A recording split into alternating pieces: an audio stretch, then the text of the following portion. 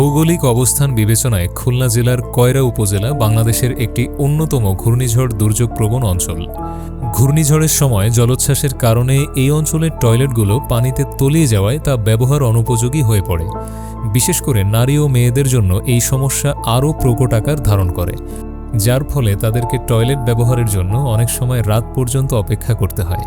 এই বিশেষ সমস্যা সমাধানে প্রস্তুতি প্রকল্প কার্যকর উদ্যোগ গ্রহণ করেছে।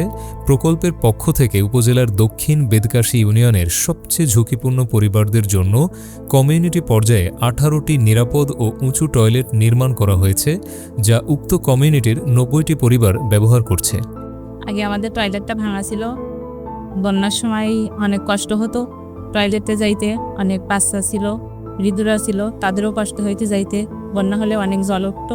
এই টয়লেটটা পাওয়ার পরে অনেক ভালো হয়েছে এবং আমরা সবাই যাইতে পারতেছি, ব্যবহার করতে পারতেছি, এতে আমরা ভালো আছি।